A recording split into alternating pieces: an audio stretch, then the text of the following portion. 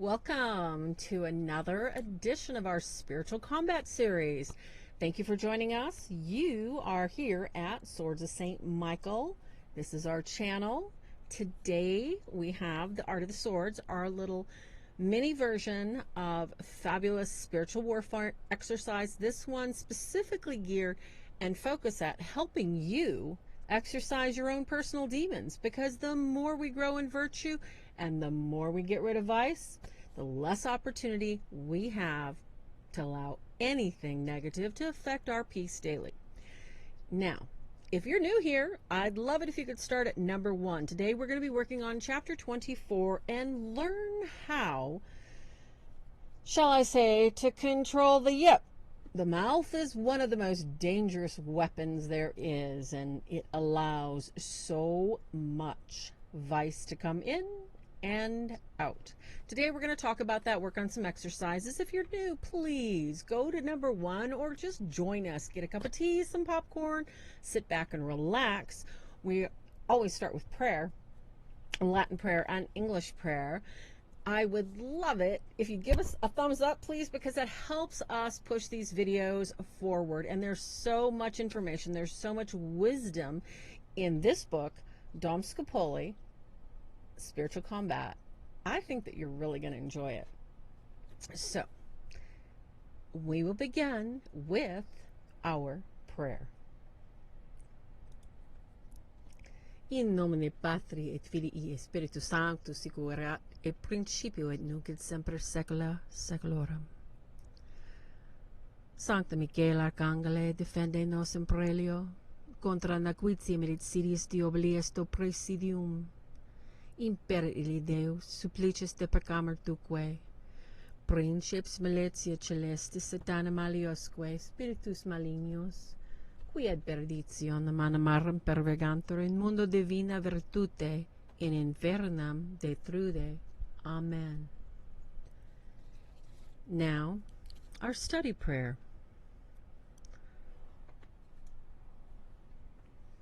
Concede mihi misericors Deus, qui ti placita sunt ardenter investigare, vericeter, agnoscere, et perfecte ad implere, ad laudem et gloriam nominus tui. Amen. In English, grant me grace, O merciful God, to desire ardently all that is pleasing to thee, to examine it prudently, to acknowledge it prudently, to accomplish it perfectly for the praise and glory of thy name. Amen. Thomas Aquinas.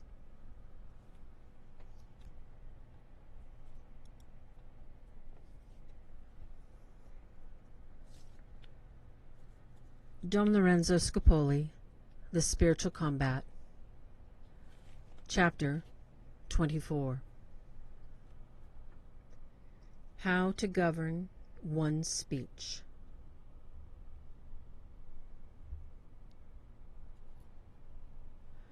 We must give careful attention to our speech because of our tendency to speak on anything that is attractive to our senses. This inclination is rooted in a certain pride. We think that we know a great deal about things, and fond of our own conceptions, we do not hesitate to communicate them to others. We think the entire assembly should be attentive to us. One could not easily enumerate all the evil consequences arising from uncontrolled speech. In general, we may say that it occasions much loss of time. It is a certain sign of ignorance and shallowness. It usually involves detractions and lies, and cools the fervor of devotion. It reinforces our disorderly passions, and establishes a habit of loose and idle talk. As a method of correcting this, I would suggest the following. Do not talk too much, either to those who do not readily listen to you, lest you bore them, or to those who enjoy hearing you, lest you be led into improper avenues of conversation. Loud and dictatorial tones are not pleasing to the ear, and only reveal your presumptuous ignorance. One should speak of himself, of his accomplishments, of his relatives, only when compelled to do so. And then these should be discussed as briefly and modestly as possible.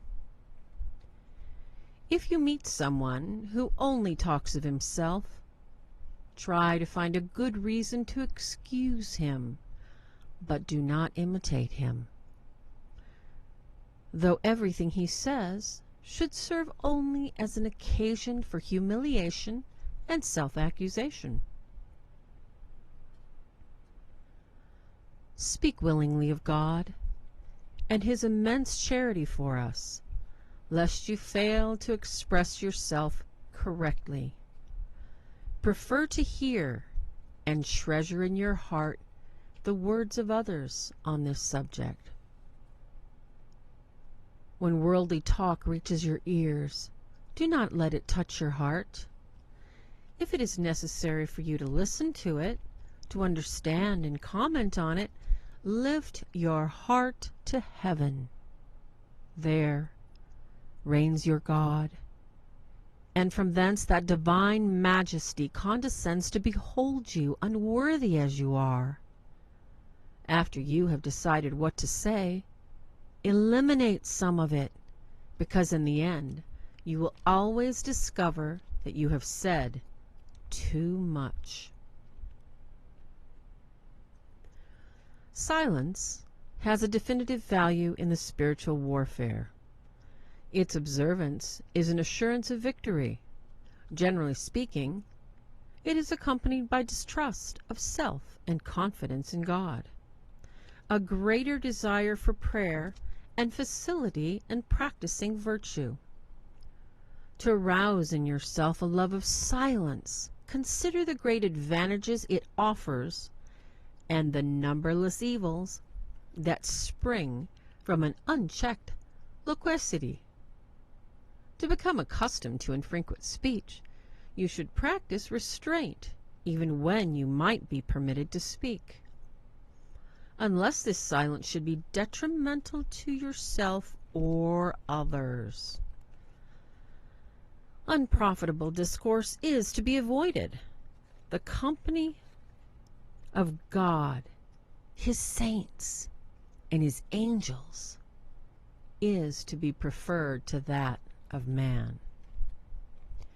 If you really have in mind at all times the war you have undertaken, you will hardly find time to breathe, much less to throw your energy away in silly, inane conversations.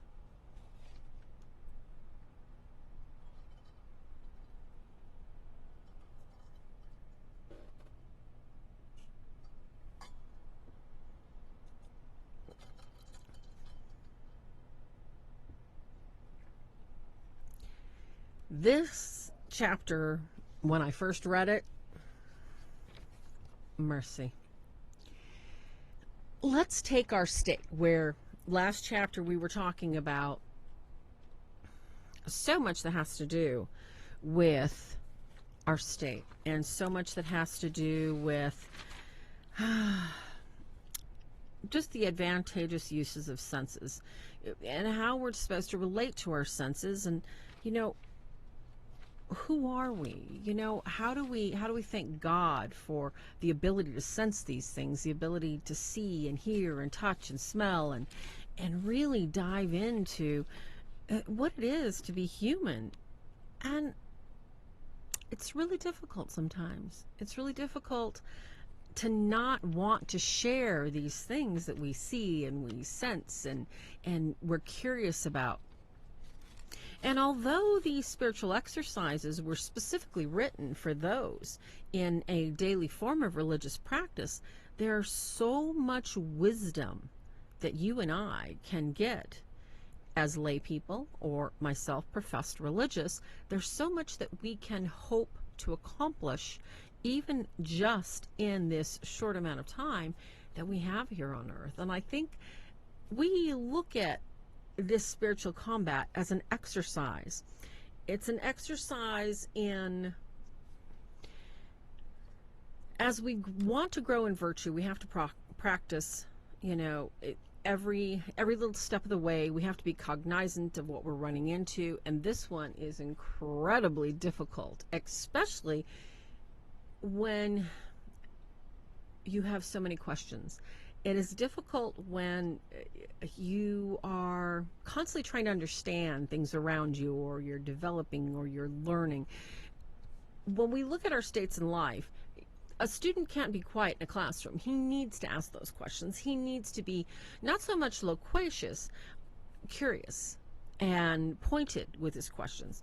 When we are at certain periods of our lives, it may be when, years ago I was in community organization, and I was assisting with developing groups and helping group leaders focus on different aspects of keeping small groups engaged, of keeping volunteers interested. At that time, it wasn't so much loquacious of me to continue to speak about the things that I knew and that I could help them figure out and help them get focused on. However, had I taken the tact of talking about myself and talking about my experiences and going on and on and on and on, that, as this chapter says, is a time waster. That wasn't necessary. Sticking to the minimum, keeping targeted, and staying focused, that is essential. This chapter really wants us to focus on gossip.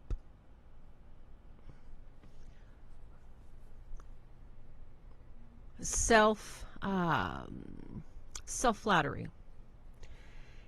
This chapter is really warning us what an invitation it is to talk about ourselves constantly, to look at ourselves as if we need to be the center of attention and we need constant adulation, or our opinions and our knowledge is so far above those around us that we cannot stop talking for a couple minutes to give someone else the opportunity to do so. So, as I was praying about this chapter and thinking about all the instances that this could affect us, because it affects men and women differently, we have to look at it from that standpoint, because things that are going to affect a woman are not necessarily going to affect a man. And it is known that it is in our nature, as God intended, that men speak about 4 words a day and women speak about 4,000. So for men to speak more than 40 words, that's dragging a lot out of them. Some men are better at talking than others. However, when we are in the spiritual combat, we all have certain areas of, shall we say, expertise, certain areas that we are more adept at speaking at, whether it is knowledge of our jobs, whether it is knowledge of a craft, maybe it's fixing airplanes, maybe it is computer repair. We all have those areas that we are very confident in, that, as this chapter warns, should we develop a comfort level of speaking so much and so frequently that we get actually so familiar, our conversation could be an invitation. And this invitation, as this chapter says, is not a good one. We have to watch our level of familiarity. I was just saying something about this on, oh goodness, I was commenting on one of those LinkedIn or Facebook sites about watching our tongue. There was somebody that was in discussion, and the comment basically was pointing out that what comes out of our mouth does really shall we say, convict us. So we want to be careful of our tone, of our delivery, and our intention. Our intention first and foremost. So let's look at this chapter. Let's break it down a little bit. How are we going to govern our speech if we are going to glorify God, if we're going to fight the fight, spiritual warfare style? How is it that we're going to get rid of those things inside our heart without letting them loose? Defaming, gossiping, puffing ourselves up. How are we going to govern our speech? How are we going to do this? As we have done in previous chapters, we have to look at the opportunity to pray about this first thing in the morning and remind ourselves that this is important, that how we speak, what we speak about, if our words create reality, what are our words speaking when we're in conversation? When we converse just a little bit too much? When we enjoy talking just a little bit too much because we're talking about ourselves and it's something we know and we're very confident and we're very forceful? What is that? I believe, according to Dom Scupoli, this is an opportunity to step back and say, no. No, I will not indulge in my ego. I will not indulge in things that basically set me up and above. It is good when you have a certain amount of knowledge. It is really great. It is wonderful when you can talk to people readily, easily, freely. There's a limit. And that is what this chapter is saying. There is a limit, and we need to find it. We must find it, because in spiritual warfare, we are going to be tempted. So, silence. One of the number one rules that both myself and Ken, for his death, and even today, in spiritual warfare, we don't talk to anything that's talking to us, that we have no business talking to. Silence is one of the number one weapons that you can use against your opponent. Absolutely. And don't think for 1 minute that this silence is doing nothing. Your silence is a practice of spiritual unity. Because there's so much belief that the demons and the dark angels can read our minds. They cannot. They have no access to our thoughts. What they do have access to is your constant jabbering, your constant inflation of yourself, of your deeds, of your braggadocio. They do have access to that. They have access to everything just about that you've seen. They don't have access to your silence. This is a powerful, powerful shield. In this silence, we can pray. In this silence, we can be assured. In this silence, we can reassure ourselves that our guardian angel is with us at this very minute, no matter in what situation.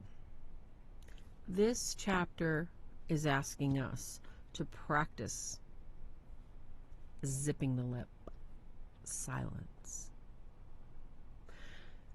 Not to avoid, not to evade, not to endanger anyone by a lack of interjecting when necessary.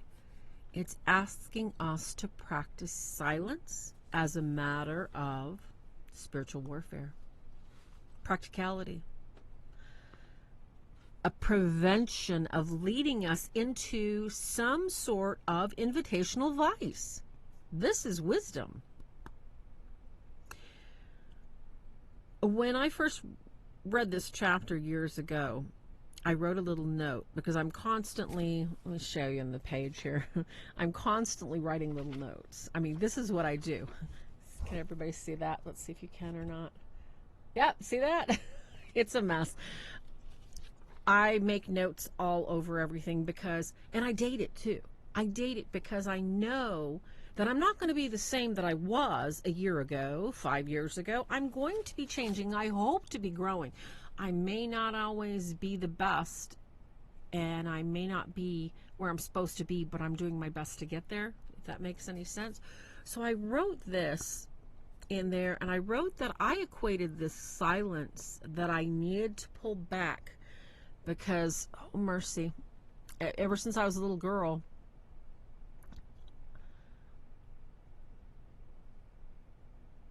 I'll do a video about this one day. I was very loquacious.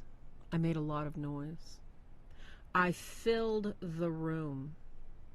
And even when I went on to be a spokesmodel, spokesperson, etc., I would just talk to fill space. Not to hear myself talk so much, but it was an attempt to fill the space with myself. To ease my fear, to conquer nervousness for a number of reasons. And when I read this years and years ago, I wrote down, in order to practice this silence, that silence in spiritual warfare, healing, and deliverance, silence in spiritual warfare equals my ability to come into communion with God, His saints, and angels, in order to block, stop the principalities and powers that were attempting to tear me down. That silence in spiritual warfare was where I could come in communion with God, the angels, and saints. I thought that was pretty interesting. So I'd like you to make notes. Level 1. As always, we have a couple different levels of practicality and practice for, your personal growth, for your ability to go forward. So this week we're going to work on not so much silence, but pulling back a bit. Level 1. Upon waking, you got to put yourself a little note. This is the week we're going to practice a little bit of silence. Put a note, tie a string around your finger, put a little barrette in your hair, put a note in your wallet, tape something to your bathroom mirror while you're brushing your teeth. Put a note. I would like you to remind yourself to be aware during the day, each day this week, level 1. Find yourself in a situation, whether it is at work, whether it's at the grocery store, whether it's with your spouse, whether it's with your best friend, where all of a sudden you find yourself talking just about anything. It could be about baseball, it could be about knitting, it could be about sewing. I don't know. I'm going out of focus there. I'm moving too much. So I'd like you to look for the opportunity where you are going to sit back and go, oh my goodness, I am talking way too much. I need to regroup, refocus, and let them do the talking. So once you find yourself in this situation where you're your ability to gab is nonstop, stop yourself right there. Mid-sentence if you have to. Just stop.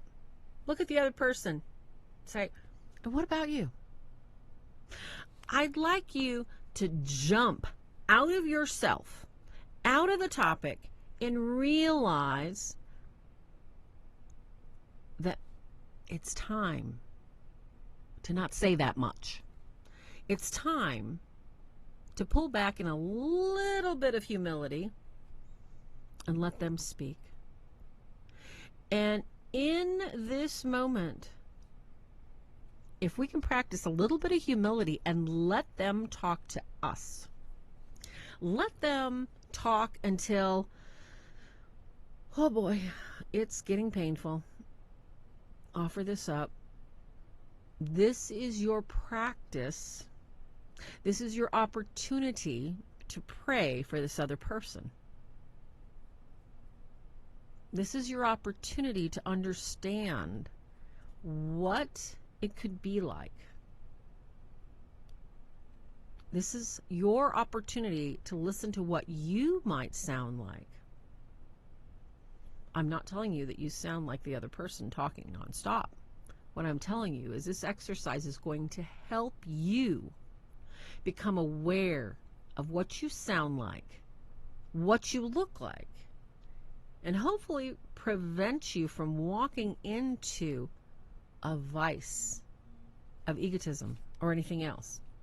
So that's level 1. And I'd like you to take a few minutes and journal about it.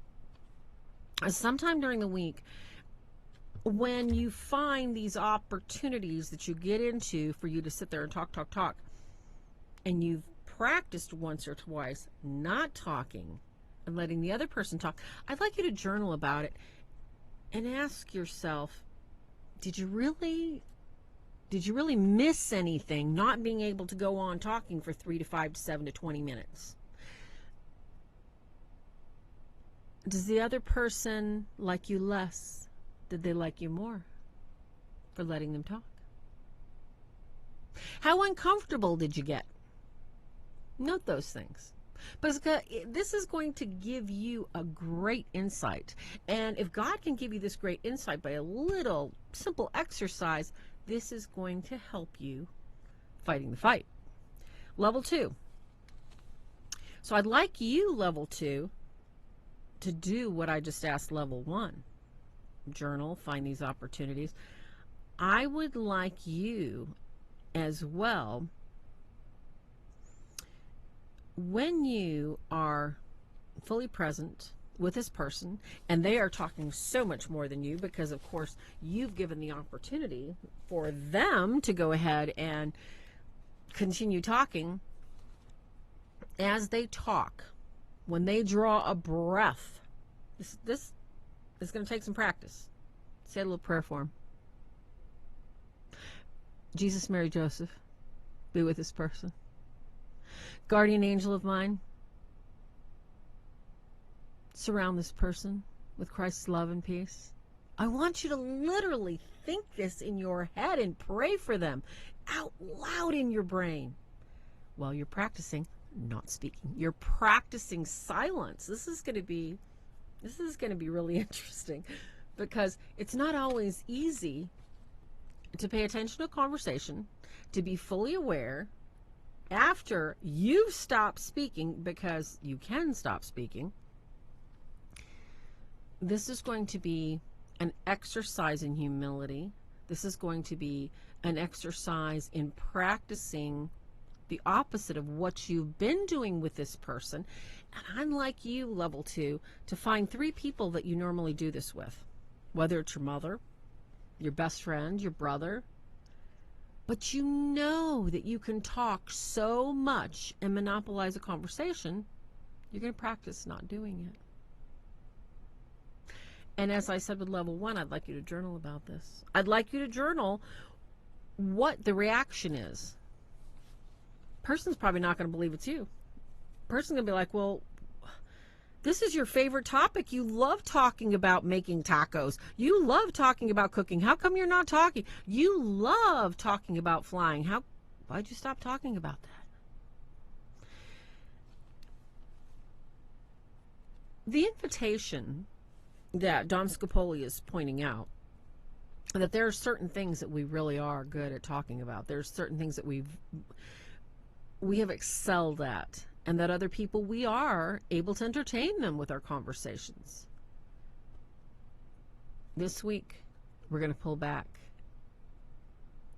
and we're going to let other people have the floor.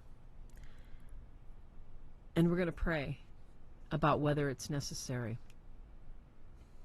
whether it's an invitation, where is God going to direct my speech? Level 1 and level 2. Where is God's will in my conversation? As we look at this chapter on how to govern our speech, let's be aware that God did give some of us a better gift of gab than he did others. God did give some of us a greater ability to listen. However, we are all working on certain virtues. We are all working to rid ourselves of certain vices. And some of us enjoy talking about ourselves way more than others do. And some of us don't realize how we affect others. With that, I want to tell you thank you very much for joining us. Please like and share this video if you can. Click on the little bell to subscribe and get notifications so that when I do get back into the swing of adding some more spiritual warfare videos other than our exercises, you will be the first to be notified. I want to thank my new Patreon subscriber that just logged in today. My other ones from this week, thank you so much for supporting the channel. God bless you all, and know that you are in our family rosary every morning because I pray for you, and I hope you pray for me too. So always remember, the battle's been won. God bless you. Do take care of yourself, and remember, God's already got the plan, and he knows his plan for you. He plans to expand you. So God bless. Take care, and until next time, do your exercises.